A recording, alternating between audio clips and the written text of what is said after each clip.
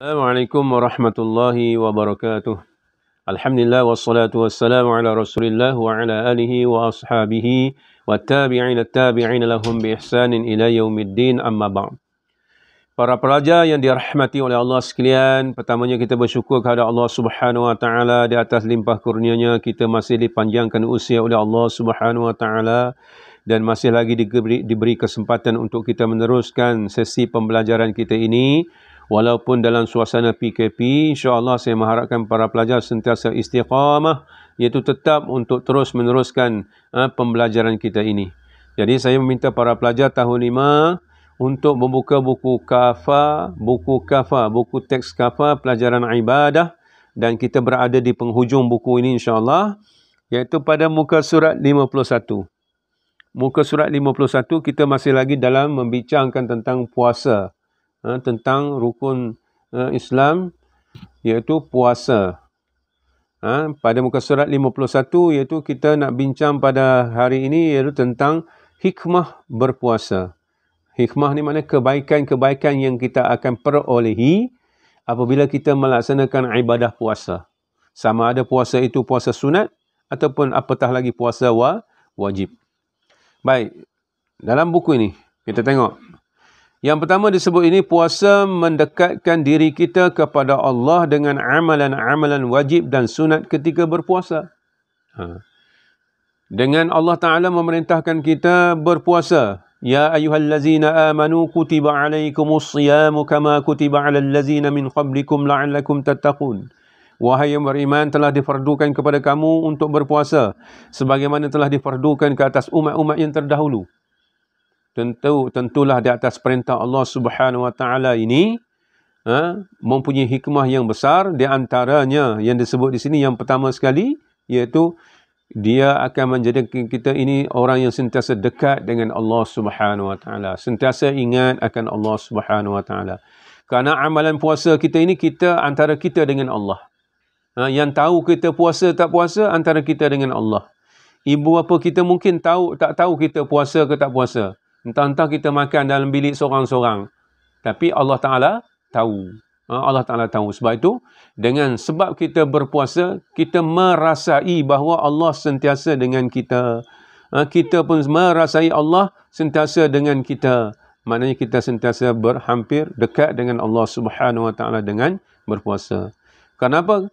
Bila mana kita tidak ada perasaan tersebut, merasai bahawa Allah Subhanahu Wa Ta'ala sentiasa dengan kita, mungkin kita boleh melakukan perkara-perkara yang menyebabkan puasa kita batal ataupun menghilangkan pahala puasa tersebut.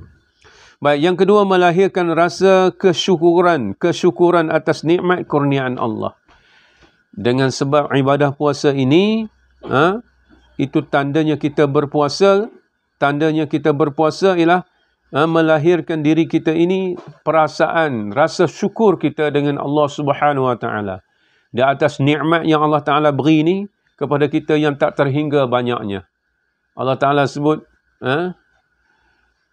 sekiranya kamu nak membilang akan nikmat-nikmat Allah yang Allah Ta'ala beri kepada kamu, dan nescaya kamu tidak dapat menghitung. Wala tuhsuha. Kamu tidak akan dapat menghitung nikmat yang Allah Ta'ala beri kepada kamu. Sebab itu dengan berpuasa, kamu akan dapat merasai nikmat yang Allah Ta'ala beri ni kepada orang yang tidak dapat nikmat seperti mana kita dapat. Kita berpuasa, kita tak dapat makan. Bagaimana orang negeri-negeri yang payah untuk mendapat makanan. Begitulah kita akan rasai betapa bila mana kita sedang berpuasa, macam inilah keadaannya orang-orang yang tidak memiliki makanan yang mudah untuk dia dapati. Kita berpuasa, barulah kita akan merasai betapa besarnya nikmat kurniaan Allah Subhanahu Wa Taala kepada kita dengan sebab kita berpuasa. Baik, yang ketiga, merasai kesusahan orang miskin dan fakir. Sebagaimana yang saya sebutkan tadi, bahawa bila mana kita berpuasa, bagi inilah rasanya orang fakir, orang miskin yang tak ada makanan, tak makan, tak minum sehari semalam. Bila kita berpuasa, baru kita rasa betapa laparnya bagi orang yang tidak ada makanan. Kita akan merasai sendiri. Begitulah peritnya kesusahan orang yang tidak memiliki sumber makanan. Kan? Dengan sebab kita berpuasa, itulah hikmahnya. Barulah kita ada sifat untuk kita yang memiliki lebih rezeki yang Allah Ta'ala berikan kepada kita ni, untuk kita banyak bersedekah kepada mereka yang memerlukannya. Baik, yang keempatnya, mengeratkan silaturahim sesama manusia. Bila mana ada sifat tolong-menolong di atas orang-orang yang susah, miskin dan fakir, kita bantu. Yang keputusan makanan, terputus makanan, kita bersedekah. Kita akan menjadikan kita di kalangan orang-orang yang sentiasa mengeratkan lagi silaturahim, mana kasih sayang sesama manusia. Baik, seterusnya mendidik jiwa manusia supaya bersabar. Dengan berpuasa ni kita menjadikan diri kita boleh bersabar. Kita kena menahan marah kita. Marah macam mana pun dalam puasa, kita kena kata aku sedang berpuasa. Orang buat macam mana pun kita kata aku sedang berpuasa. Itu maknanya kita banyak bersabar dengan sebab kita berpuasa.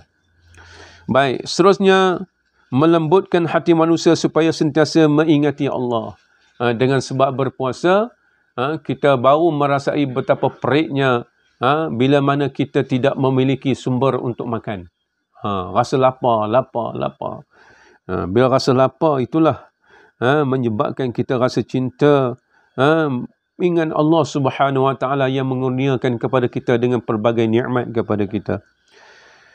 Baik, yang seterusnya memberikan rasa cinta kepada amalan baik dan membenci amalan yang buruk. Dengan sebab kita berpuasa, kita takut-takut amalan puasa kita itu akan menghilangkan fadilat ataupun kelebihan kita berpuasa, dengan sebab kita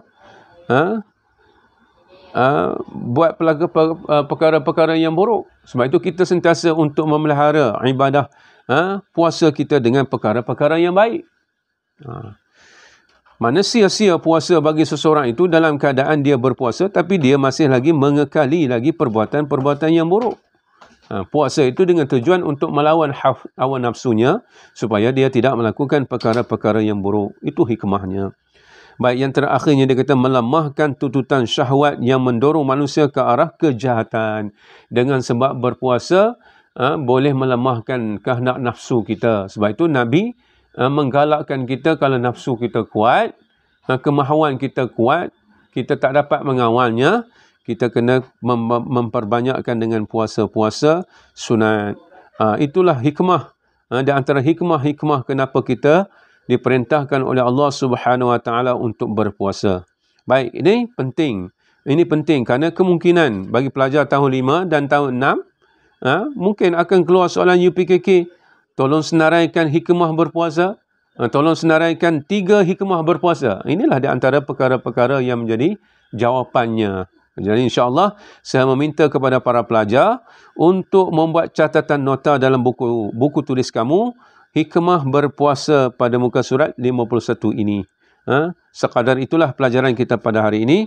Semoga ada manfaatnya. Wabillahi taufiq wal hidayah. Wassalamualaikum warahmatullahi wabarakatuh.